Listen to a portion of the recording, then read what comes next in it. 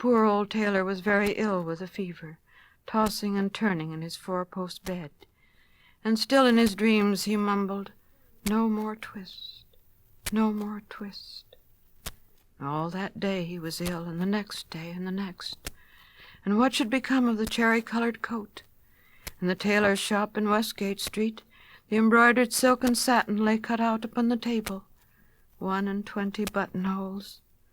And who should come to sew them when the window was barred and the door was fast locked? But that does not hinder the little brown mice. They run in and out without any keys through all the old houses in Gloucester. Out of doors the market folk went trudging through the snow to buy their geese and turkeys and to bake their Christmas pies. But there would be no Christmas dinner for Simpkin and the poor old Tailor of Gloucester. The tailor lay ill for 3 days and nights, and then it was Christmas Eve and very late at night. And the moon climbed up over the roofs and chimneys and looked down over the gateway into College Court. There were no lights in the windows, nor any sound in the houses. All the city of Gloucester was fast asleep under the snow. And still Simpkin wanted his mice, and mewed as he stood beside the four-post bed. But it is in the old story that all the beasts can talk in the night between Christmas Eve and Christmas Day in the morning, though there are very few folk that can hear them or know what it is that they say. When the cathedral clock struck 12, there was an answer, like an echo of the chimes, and Simpkin heard it, and came out of the tailor's door, and wandered about in the snow. From all the roofs and gables and old wooden houses in Gloucester came 1,000 merry voices singing the old Christmas rhymes, all the old songs that ever I heard of, and some that I don't know, like Whittington's bells.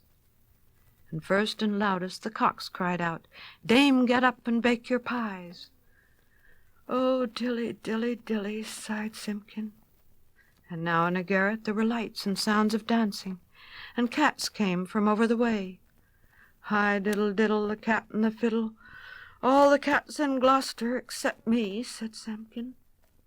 And under the wooden eaves the starlings and the sparrows sang of Christmas pies, and the jackdaws woke up in the cathedral tower, and although it was the middle of the night, the throstles and the robins sang, and the air was quite full of little twittering tunes. But it was all rather provoking to poor hungry Simpkin, and particularly he was vexed with some little shrill voices from behind a wooden lattice. I think that they were bats, because they always have very small voices, especially in a black frost, when they talk in their sleep, like the Tailor of Gloucester. They said something mysterious that sounded like, "Buzz, quoth the blue fly, hum, quoth the bee, buzz and hum they cry, and so do we." And Simpkin went away shaking his ears as if he had a bee in his bonnet. And from the tailor's shop in Westgate came a glow of light, and when Simpkin crept up to peep in at the window, it was full of candles, and there was a snippeting of scissors and a snapping of thread, and little mouse voices sang loudly and gaily. 24 tailors went to catch a snail. The best man amongst them durst not touch her tail. She put out her horns like a little Kylo cow. Run, tailors, run, or she'll have you all ere now. And then without a pause the little mouse voices went on again. Sieve my lady's oatmeal, grind my lady's flour, put it in a chestnut, let it stand an hour. Meow, meow, interrupted Simpkin, and he scratched at the door. But the key was under the tailor's pillow. He could not get in. And the little mice only laughed and tried another tune. 3 little mice sat down to spin. Pussy passed by, and she peeped in. "What are you at, my fine little men?" "Making coats for gentlemen." "Shall I come in and cut off your threads?" "Oh, no, Miss Pussy, you'd bite off our heads." "Meow, meow," cried Simpkin. "Hi, diddle dinkety," answered the little mice. "Hi, diddle dinkety, poppety pet. The merchants of London, they wear scarlet, silk in the collar and gold in the hem, so merrily march the merchant men." And they clicked their thimbles to mark the time. But none of the songs pleased Simpkin, and he sniffed and mewed at the door of the shop. "And then I bought a pipkin, a popkin, a slipkin, a slopkin, all for 1 farthing, and upon the kitchen dresser," added the rude little mice. "Mew, scratch, scratch," scuffled Simpkin on the window-sill, and while the little mice inside sprang to their feet, and all began to shout at once in little twittering voices, "No more twist, no more twist," and they barred up the window shutters and shut out Simpkin. But all through the nicks in the shutters he could hear the click of thimbles and little mouse voices singing, "No more twist, no more twist." And Simpkin came away from the shop and went home, considering in his mind.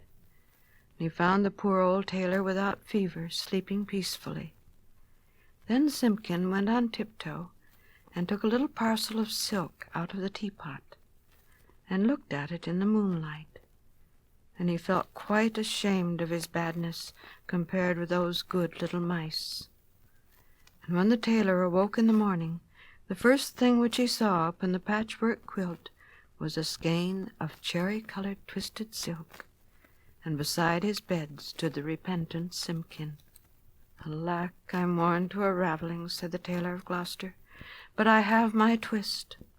And the sun was shining on the snow when the tailor got up and dressed and came out into the street, with Simpkin running before him. And the starlings whistled on the chimney-stacks, and the throstles and robins sang. But they sang their own little noises, not the words they had sung in the night. "Alack," said the tailor, "I have my twist, but no more strength nor time than will serve to make me one single buttonhole. For this is Christmas Day in the morning, and the Mayor of Gloucester shall be married by noon, and where is his cherry-coloured coat?" And he unlocked the door of the little shop in Westgate Street, and Simpkin ran in like a cat that expects something. But there was no one there, not even one little brown mouse. And the boards were swept and clean, and the little ends of thread and the little silk snippets were all tidied away and gone from off the floor. But upon the table, oh joy! The tailor gave a shout. There, where he had left plain cuttings of silk, there lay the most beautifulest coat and embroidered satin waistcoat that ever were worn by a mayor of Gloucester.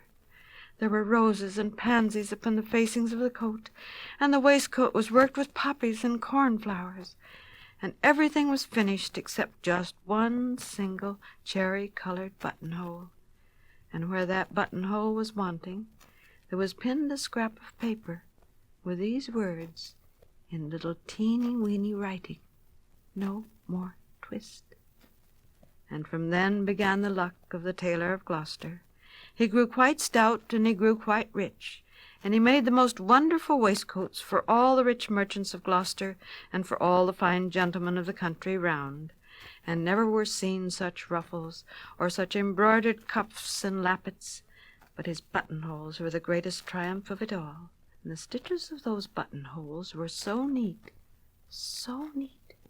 I wonder how they could be stitched by an old man in spectacles, with crooked old fingers and a tailor's thimble. The stitches of those buttonholes were so small, they looked as if they'd been made by little mice. Wee Robin's Yule Song. There was once an old gray pussy-cat, and she went down by the waterside, and there she saw wee Robin Redbreast hopping on a briar. And Pussy-cat said, "Where are you going, wee Robin?" And wee Robin said, "I'm going away to the king to sing him a song this good Christmas morning." And Pussy-cat said, "Come here, wee Robin, and I'll let you see the bonny white ring around my neck." But wee Robin said, "No, no, gray pussy, no, no. You worried the wee mousie, but you shall not worry me." So wee Robin flew away and away until he came to a turf wall, and there he saw a gray, greedy hawk. And the gray, greedy hawk said, "Where are you going, wee Robin?" And wee Robin said, "I'm going away to the king to sing him a song this good Christmas morning." And the gray, greedy hawk said, "Come here, wee Robin, and I will let you see the bonny white feather in my wing." But wee Robin said, "No, no, gray, greedy hawk, no, no. You pecked at the wee linnet, but you shall not peck me." So wee Robin flew away until he came to the side of a rock, and there he saw a sly fox sitting. And the sly fox said, "Where are you going, wee Robin?" And wee Robin said, "I'm going away to the king to sing him a song this good Christmas morning." And the sly fox said, "Come here, wee Robin, and I will let you see the bonny white spot on the tip of my tail." But wee Robin said, "No, no, sly fox, no, no. You worried the wee lamb, but you shall not worry me." And wee Robin flew away until he came to a bonny burnside, and there he saw a wee boy sitting, and the wee boy said, "Where are you going, wee Robin?" And the wee Robin said, "I'm going away to the king to sing him a song this good Christmas morning." And the wee boy said, "Come here, wee Robin, and I will give you some nice crumbs out of my pocket." But wee Robin said, "No, no, wee boy, no, no. You threw stones at the chickadee, but you shall not throw stones at me." So wee Robin flew away and away until he came to the king, and there he sat on a window-sill and sang to the king a bonny song. And the king said to the queen, "What shall we give to wee Robin for singing us this bonny song?" And the queen said to the king, "I think we will give him the wee wren for his wife." So wee Robin and the wee wren were married, and all the court danced at the wedding. And then he flew away home to his own waterside and hopped on a briar. The Cat on the Dovrefell. Once on a time there was a man up in Finnmark who who had caught a great white bear, which he was going to take to the King of Denmark. Now it so fell out that he came to the Dovrefell just about Christmas Eve, and there he turned into a cottage where a man lived whose name was Halvor, and asked the man if he could get house room there for his bear and himself. "Heaven never help me if what I say isn't true," said the man, "but we can't give anyone house room just now, for every Christmas Eve such a pack of trolls comes down upon us that we are forced to flit, and haven't so much as a house over our own heads, to say nothing of lending one to anyone else." "Oh," said the man, "if that's all, you can very well lend me your house, for my bear can lie under the stove yonder, and I can sleep in the side room." Well, he begged so hard that at last he got leave to stay there. So the people of the house flitted out, and before they went everything was got ready for the trolls. The tables were laid, and there was brose rice porridge, and fish boiled in lye, and sausages, and all else that was good, just as for any other grand feast. So when everything was ready, down came the trolls, and some were great, and some were small. Some had long tails, and some had no tails at all, and some, too, had long, long noses, and they ate and drank and tasted everything. And just then one of the little trolls caught sight of the white bear who lay under the stove. So he took a piece of sausage and stuck it on a fork, and went and poked it up against the bear's nose, screaming out, "Pussy, will you have some sausage?" And then the white bear rose up and growled, and he cuffed the small troll across the room, and then he hunted the whole pack of them out of doors, both great and small. The next year Halvor was out in the wood on the afternoon of Christmas Eve, cutting wood before the holidays, for he thought the trolls would come again. And just as he was hard at work, he heard a voice in the wood calling out, "Halvor, Halvor." "Well," said Halvor, "here I am." "Have you got your big cat with you still?" "Yes, that I have," said Halvor. "She's lying at home under the stove. And what's more, she has now got 7 kittens, far bigger and fiercer than she is herself." "Oh, then, we'll never come to see you again," bawled out the troll away in the wood. And he kept his word, for since that time the trolls have never eaten their Christmas brose with Halvor on the Dovrefell. The Poor Count's Christmas. Very many years ago there lived a noble count who was one of the kindest and best-hearted men in the world. Every day in the year he gave to the poor and helped the friendless. But it was at the merry Christmas time that his goodness shone brightest. He had even vowed that as far as he was able to make them so, every child he knew should be happy Christmas Day. Early every Christmas morning, each boy and girl in the neighborhood who was old enough, and not too old, came to the castle of Count Cormo, and there the Count and the Countess welcomed them all, rich or poor, and through the whole day there were games and festive merrymaking, and good things to eat, and fun of every kind. And besides all this, there was a grand Christmas tree, with a present on it for each of the eager, happy youngsters who stood around it. But although the good Count had a castle and rich lands, he gave away so much money that he became poorer and poorer, so that at last he and his wife often found it hard to get the clothes and food they absolutely needed. But this made no difference with the Christmas festivities.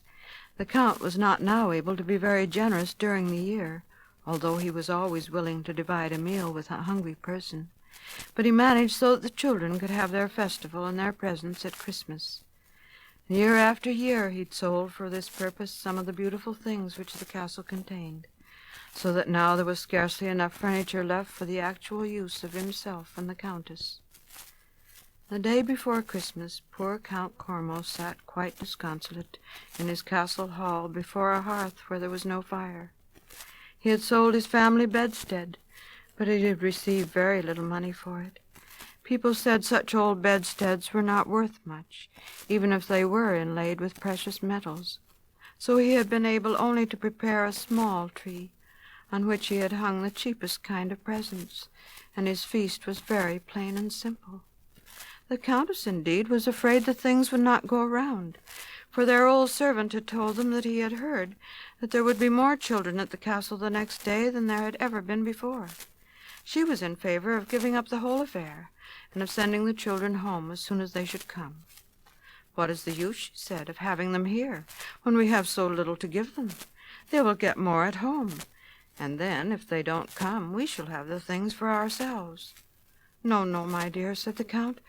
"This may be the last time that we shall have the children with us, for I do not see how we can live much longer in this sorrowful condition.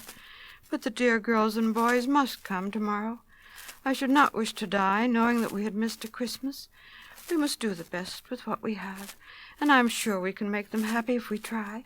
And now let us go to bed, so as to be up early tomorrow." And the Countess sighed. There was only one little bedstead, and the poor Count had to sleep on the floor. But Christmas Day dawned bright, clear, and sparkling, and the Count was in good spirits. "It's a fine day," he said to his wife, "and that is a great thing for us." "We need all we can get," said the Countess, "and it's well for us that fine days do not cost anything." Well, very soon the Count heard the sound of many merry voices, and his eyes began to sparkle. "They're coming," he cried, and threw open the door of the castle and went to meet his little guests. But when he saw them, he started back. "What do you think?" he exclaimed to the Countess, who stood behind him. "There's a long procession of them, and they're headed by a giant, the young giant Feldar. Who ever heard of such a thing as a giant coming to a children's festival? He'll eat up everything we have in a few mouthfuls." "You might as well let him do it," said the Countess. "There won't be enough for the others anyway. There seem to be hundreds of them, and there's even a band." And sure enough, quite a procession was approaching the castle. First came the giant Feldar, with Tylette, the little fairy, on his finger. Then 4 or 5 musicians, and after them a long line of children, all dressed in their best clothes and marching 2 by 2. "Merry Christmas!" shouted the giant as soon as he saw Count Carmo. And then all the children shouted "Merry Christmas!" until the castle courtyard echoed with a cheerful greeting, while the band played loudly and merrily. "Come in, my dears," cried the Count to the children. "I'm glad to see you. But as for you, good giant, I fear my door is not quite large enough. But perhaps you can stoop and squeeze yourself in." "Count Carmo," cried the fairy from the giant's finger, "I have a plan to propose." The good Count looked up in surprise. "If it isn't a dear little fairy!" he exclaimed. "Why, certainly, if you have a plan to propose, I shall be happy to hear it." "Well, then," said Tylette, "suppose we go first into the great hall in the old wing of the castle. That is so large that it will hold us all, and we can have a grand dance, if we feel like it, after we get there." "I'm afraid that the great hall would be very uncomfortable," said the Count. "No one has lived in it, nor even entered it, so far as I know, for many years, and everything must be covered with dust and cobwebs." "But it would be so nice to march around that great hall with the music and everything. I don't believe there's any dust." "Well, then," said the Count, "as you seem to have set your heart on it, we'll go." So the Count and the Countess put on their hats and took their places in the procession, at the head of the line of children and just behind the musicians. Then they all marched across the great courtyard to the old wing of the castle. And when they reached the doors of the great hall, the giant swung them open, and everybody entered. And never were there 2 such astonished people as the Count and the Countess. For right in the middle of the hall stood a great Christmas tree, which the giant had brought in on his shoulders from the woods. And on the wide-spreading branches of this tall tree were hung hundreds of presents and sparkling ornaments. "What does this mean?" gasped the Count. "Whose tree is this?" "It is yours! It's yours!" cried all the children in a merry chorus which made the old walls ring. "It is your Christmas tree, and we, the children who love you, give it to you." The Count looked around from one to another of the children, but didn't say a word. His heart was too full for him to speak. And then the giant put the fairy on his shirt frill, and stooping down, took up the Count and Countess, one in each hand, holding them gently but very firmly, and carried them around the tree, raising them up and down so that they could see all the presents, even those at the very top. And everything was labeled, not with the name of the person they were for they were all for the Count and the Countess, but with the names of those who gave them. And presently the Count began to read every name aloud, and each time a child's name was called, all the other children would clap and cheer. And there were a good many small bags which looked as if they were very heavy hanging here and there, and these were all marked from Feldar, while some beautiful clusters of diamonds, which glittered in the sunlight that poured in through the windows, were labeled from To Let. Well, it took a long time to look at all the presents, which were rather different from the things generally seen on Christmas trees, for the great branches and boughs held every kind of useful and ornamental article that the Count and the Countess needed. Many of these were old family treasures which they once had owned, but had been obliged to sell to keep up their Christmas festivals. And the Count and his wife were more and more delighted as they were carried around the tree. But at last this happy business was over, and the giant put them down upon the floor. "Now for a dance!" cried the fairy in her clear little voice. And the music struck up, and all the children began to dance gaily around the tree.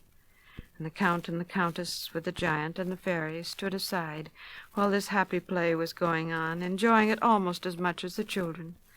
But when the dancing began to flag, the Count thought that the time had now come when the party ought to have something to eat, and his heart failed him when he thought of the very meagre repast he had to offer them. But he need not have troubled his mind about that. As soon as the dance was done, the giant stepped to a door which led to another apartment, and throwing it open he cried, "Enter the banqueting hall. This is the feast the children give to the good Count Cormo and his wife. He has feasted them often and often, and made them happy for many a Christmas. It is their turn now." And everybody trooped through the door, the children gently pushing the Count and the Countess before them. And the room was truly a banqueting hall. A long table was covered with every kind of thing good to eat, and on smaller tables in the corners were ever so much more, in case it should be needed. And here and there on the long table were enormous cakes, and great bowls of jelly, and vast pies, and everybody knew these were for the giant. And the Count and the Countess took their places at the head and foot of the table, and all the children gathered around, and everybody had a splendid appetite. And just in the center of the table there was a little table about 3 inches high, on which there were dear little morsels of the dainties the others were eating. And at this table, on a little chair, the fairy Tilette sat, where she could see everything, and she enjoyed herself as much as anybody else did. And when the banquet was over, they all went into the great hall, where they had dances, and had games, and singing, and there never was a merrier company before. When evening approached, the Count stood up and made a little speech. He tried to tell the children how good he thought they were, and how happy they had made him. He didn't say much, but they all understood him.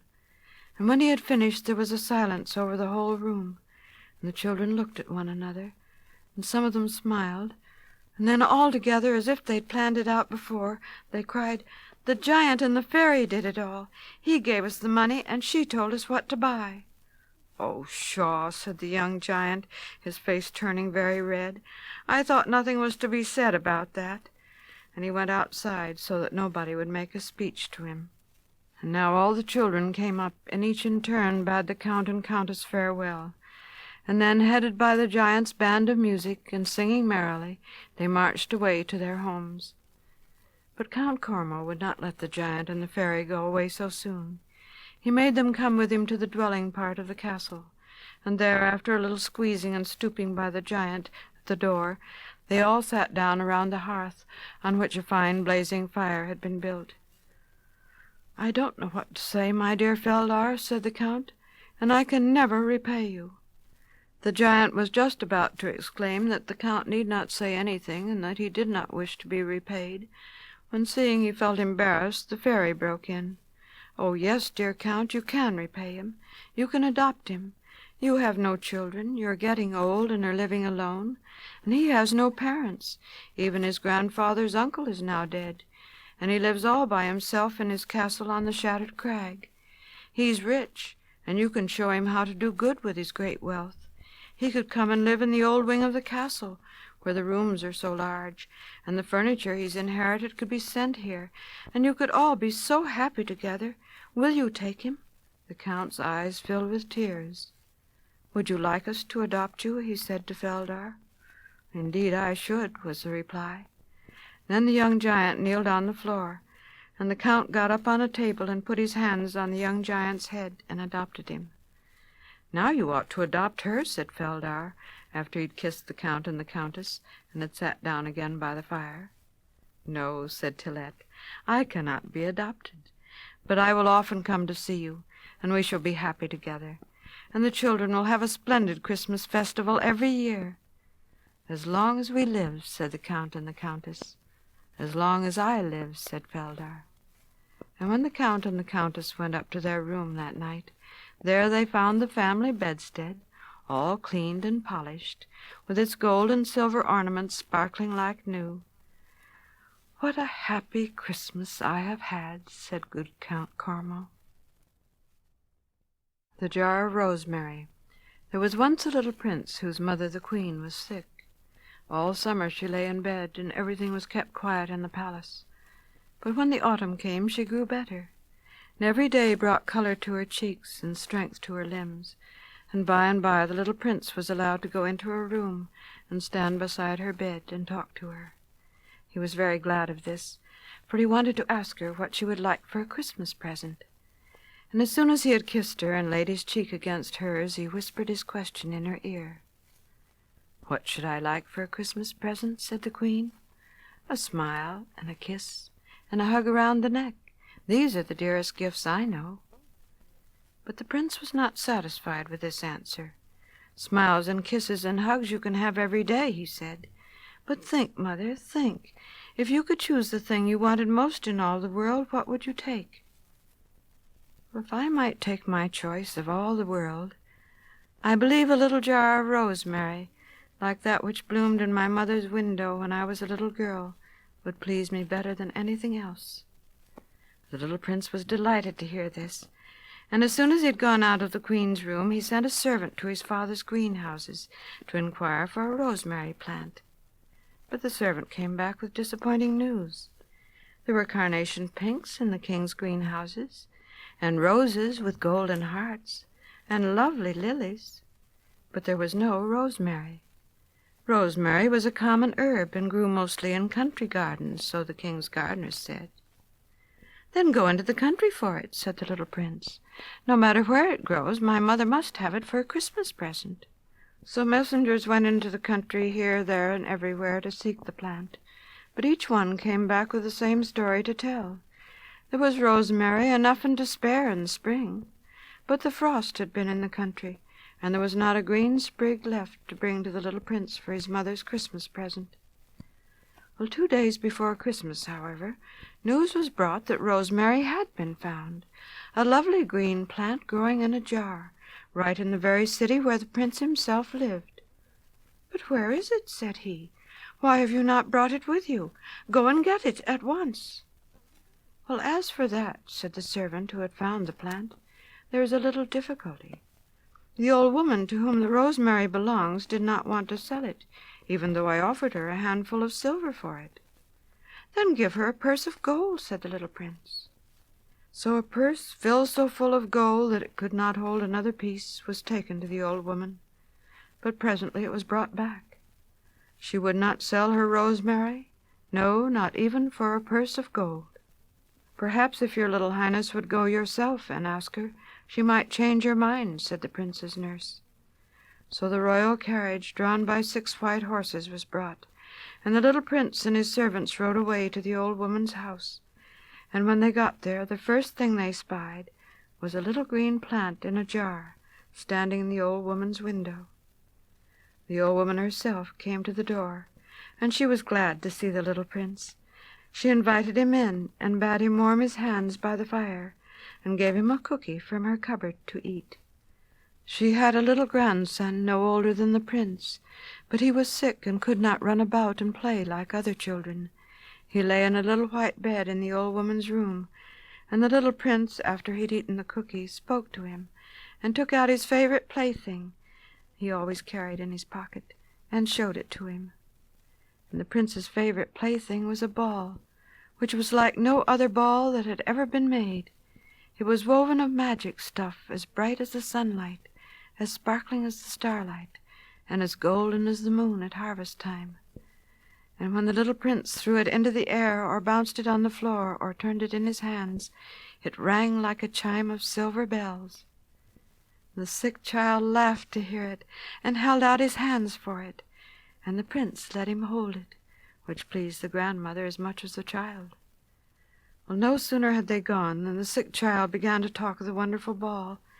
"If I had such a ball to hold in my hand," he said, "I should be contented all the day." "Well, you may as well wish for the moon in the sky," said his grandmother, but she thought of what he said. And in the evening, when he was asleep, she put her shawl around her, and taking the jar of rosemary with her, she hastened to the king's palace. When she got there, the servants asked her errand, but she would answer nothing till they had taken her to the little prince. "Silver and gold would not buy the rosemary," she said when she saw him, "but if you will give me your golden ball for my little grandchild, you may have the plant." "But my ball is the most wonderful ball that was ever made," cried the little prince, "and it's my favorite plaything. I would not give it away for anything." And so the old woman had to go home with her jar of rosemary under her shawl. The next day was the day before Christmas, and there was a great stir and bustle in the palace, for the queen's physician had said that she might sit up to see the Christmas tree that night and have her presents for the rest of the family, and everyone was running to and fro to get things in readiness for her. The queen had so many presents, and very fine they were too, that the Christmas tree could not hold them all, so they were put on a table before the throne and wreathed round with holly and with pine. And the little prince went in with his nurse to see them, and to put his gift, which was a jewel, among them. "She wanted a jar of rosemary," he said, as he looked at the glittering heap. "She will never think of it again when she sees these things. You may be sure of that," said the nurse. But the little prince was not sure. He thought of it himself many times that day, and once when he was playing with his ball, he said to the nurse, "If I had a rosemary plant, I'd be willing to sell it for a purse full of gold, wouldn't you?" "Indeed, yes," said the nurse, "and so would anyone else in his right senses, you may be sure of that." The little boy was not satisfied, though, and presently, when he had put his ball up and stood at the window watching the snow which had come to whiten the earth for Christ's birthday, he said to the nurse, "I wish it were spring. It's easy to get rosemary then, is it not?" "Your little highness is like the king's parrot that knows but one word with your rosemary, rosemary, rosemary," said the nurse, who was a little out of patience by that time. "Her Majesty the Queen only asked for it to please you. You may be sure of that." But the little prince was not sure, and when the nurse had gone to her supper, and he was left by chance for a moment alone, he put on his coat of fur, and taking the ball with him, he slipped away from the palace and hastened toward the old woman's house. He had never been out at night by himself before, and he might have felt a little afraid had it not been for the friendly stars that twinkled in the sky above him. "We will show you the way," they seemed to say, and he trudged on bravely in their light till by and by he came to the house and knocked at the door. Now the little sick child had been talking of the wonderful ball all the evening. "Did you see how it shone, grandmother? And did you hear how the little bells rang?" he said. And it was just then that the little prince knocked at the door. The old woman made haste to answer the knock, and when she saw the prince, she was too astonished to speak. "Here is the ball," he cried, putting it into her hands. "Please give me the rosemary for my mother." And so it happened that when the queen sat down before her great table of gifts, the first thing she spied was a jar of sweet rosemary, like that which had bloomed in her mother's window when she was a little girl. "I should rather have it than all the other gifts in the world," she said, and she took the little prince in her arms and kissed him.